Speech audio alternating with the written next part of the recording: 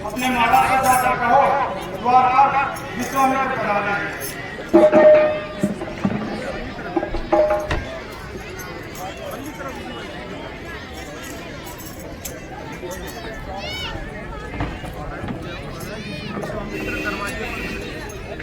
महाराज जी क्या हो?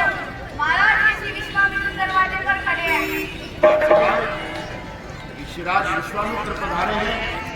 मंत्री जी, गुरुदेव, हम स्वयं ऋषि विश्वामित्र को निभाने के लिए चलते हैं। ऋषिराज प्रणाम।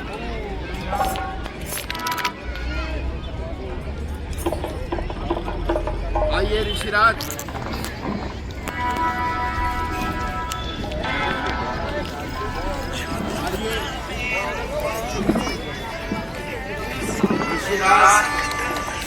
आपके दर्शन करके आज दशरथ धन्य हो गया।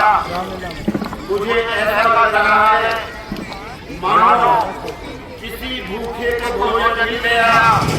सोने की थाली में धर्म बरसाई हो बादल ने बोला खुशखुशाली ने। नयन दर्शन से और श्रद्धा से मन पावन हुआ मेरा। इन चरण पंकज से हवन पावन हुआ मेरा। ऋषिराज, कहिए क्या इच्छा लेकर आए हैं? हे ऋषिराज, क्या कारण है? क्यों अकुलाए से आए हो? क्यों रंगत है फीकी मुक्की? क्यों क्रोधित हो गरमाए हो? किस शोक ने शोक दिया स्वामी? किस दुख के कारण व्याकुल हो? भरते हो ठंडे सांस प्रभु, क्या इच्छा लेकर आए हो? कहिए गुरुदेव, आज आपका कैसे आना हुआ? हे राज ऋषि या ब्रह्म ऋषि या ज्ञानी धूल रमाए हो, तुम राज के मन में भूले हो, तुम माया में भरमाए हो, तुम महलों में सोने वाले हो, तुम वैभव में हर्षाए हो। क्या घोर भयंकर नगरी है? क्या सन जनों पर बीती है? तुमको तो चिंता अपनी है, तुम जनता को बिसराए हो। नहीं ऋषिराज, ऐसा ना कहिए। ऋषिराज, न कुछ मन में करो चिंता, न दम ठंडे भरो स्वामी। खड़ा है दास चरणों में, इसे आज्ञा करो स्वामी। ऋषिराज, आप निसंकोच कहिए। दशरथ आपकी सेवा में तन मन धन से तैयार है। मैं यह जिस समय करता हूँ तुम मुझको निश्चय देते हैं। पूजा सामग्री हवन कुंड सब नष्ट कर देते हैं। यागी उनसे युद्ध करे तो तब सब तपस्या खंडित है। फिर धन वाले ने लड़ना, यह प्रण मेरा निश्चित है। असुरों के अत्याचारों से अकलाया हूँ, घबराया हूँ। रक्षा सहायता दो चीजें तुझसे लेने आया हूँ। तू अपने पुत्र राम लखन के सौंप मुझे कुछ दिवसों को। इसमें है तुझको पुण्य श्रेयस कल्याण हर्ष उन दोनों को। ऋषिराज, ये आपने कैसे वचन कहे? मुनिवर दोनों बालक हैं, भोले भाले नादान से हैं, रण विद्या नहीं जानते हैं, लड़ने में अभी अनजान से हैं। लो राज पाट दौलत लश्कर, इसमें मुझको इनकार नहीं। आज्ञा हो तो मैं स्वयं चलूं, इसमें भी कुछ तकरार नहीं। हे स्वामी, सभी समर्पित हैं, जितने साधन शासन के हैं। पर प्रभु विचार कर वचन कहो, सुत चारों चौथे बन के हैं। आराम राम से है मुझको, कब उसका विरह गवारा हो, जीवन का वही चादरा हो, जीवन का वही सहारा हो।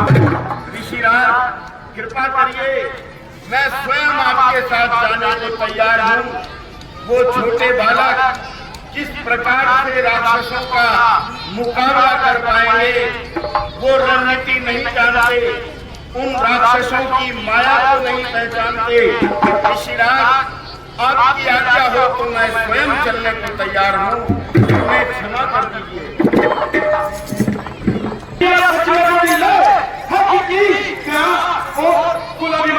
कितनी साहस और वीरता है बलिदान टूटे, यह कहानी टूटी, ढोल की आवाज है केवल सुहानी टूटी।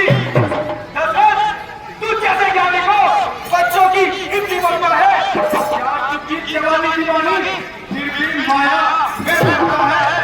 काश तुझका करने में कितनी बातें, कितनी अड़चन, कुछ दिनों को उनको देने में कितनी देरी, कितनी अड़चन।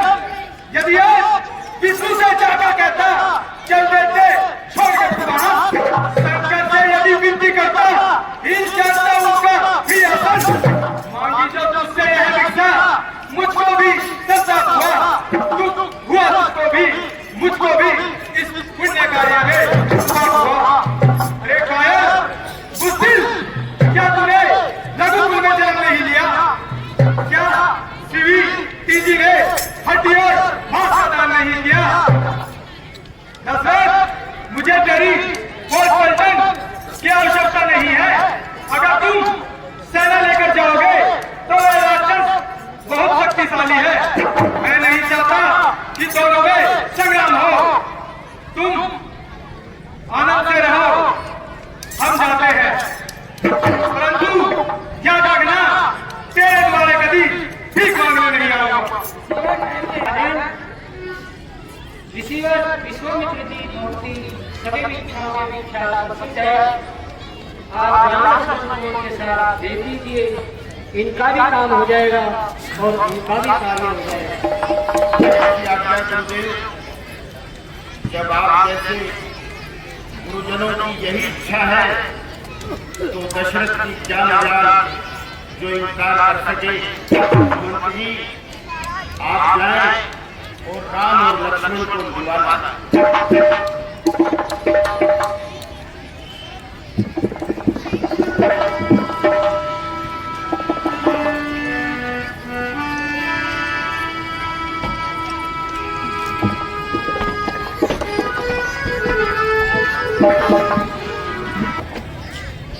गुरुदेव और पिताश्री के चरणों में राम का प्रणाम स्वीकार। गुरुदेव और पिताश्री के चरणों में लक्ष्मण का प्रणाम स्वीकार।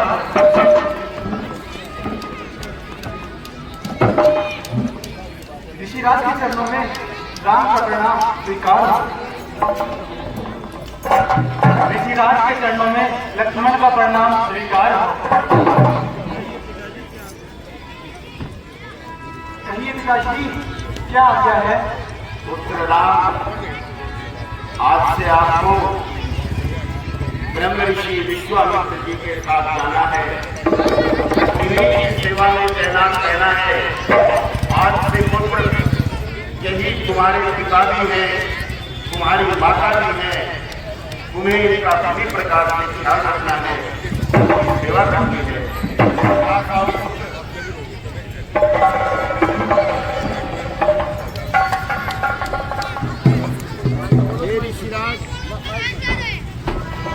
तो हाथ में हाथ ना, ये दोनों भोले भाई हैं। स्वामी एक फिक्रा इरादा है, मेरी बातों के सहारे हैं। आप निश्चिंत रहो, मैं इन्हें अपने शिष्य समान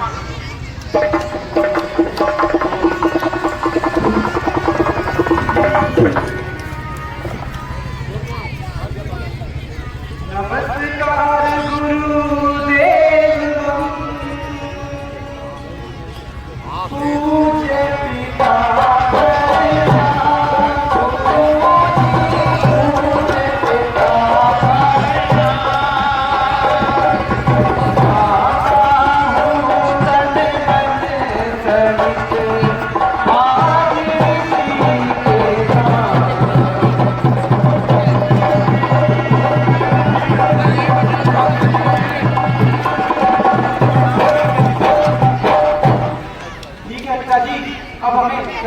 आगे दीजिए।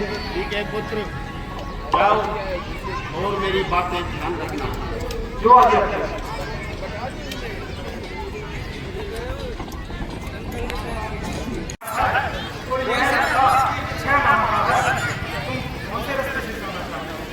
गुरुदेव अपन डाल दो ग्रुप में, हैं? नेट खोल लो। ये वाला बहुत खतरनाक है, इसमें तारका नामक राक्षस में रहते हैं। कोई बात नहीं गुरुदेव, हम इसी से चलेंगे।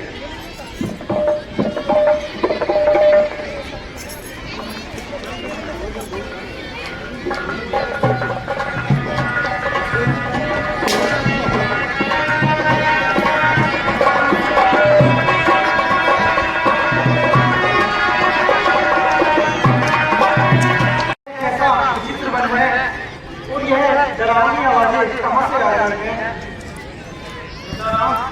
यह आवाज तारका की है। देखो उधर देखो बेटा राम, तुम उसका वध कर दो। तारका, परंतु गुरुदेव स्त्री को मारना तो पाप होता है। जो स्त्री ऋषि मुनियों को खा जाती है, जो धर्म से विरुद्ध हो, उसको मारने में पाप नहीं बल्कि पुण्य लगता है। जो आगे गुरुदेव।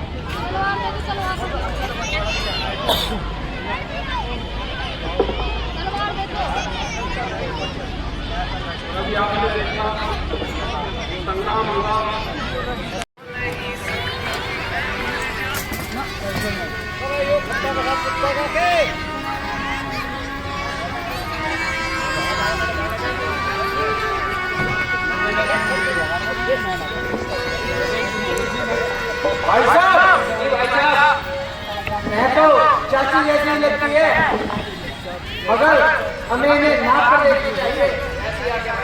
चलिए चल के इसे नापते हैं।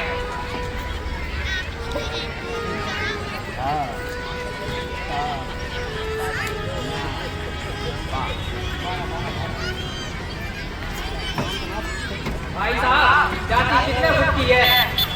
चाची 7 फुट की है, पर ये तो 5 बता रहा है। भाई साहब, आप दोबारा आए और इसे नापिए। ठीक है।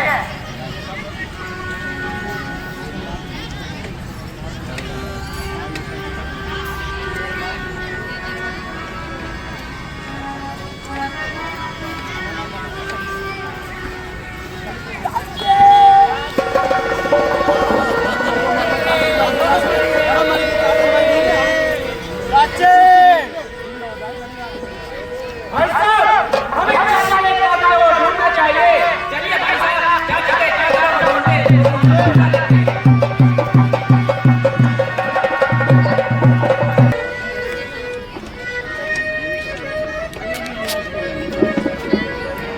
और सुबह हमारी प्रतिशोध लेने के लिए निकल चुके हैं कि किसने ताड़ना का वध किया, उसे ढूंढेंगे।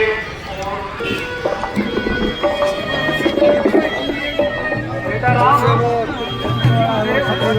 ताड़ना का बेटा हमारी से ढूंढता हुआ आएगा। तुम चौकन्ने रहना। आ जाओ बैंड वाले।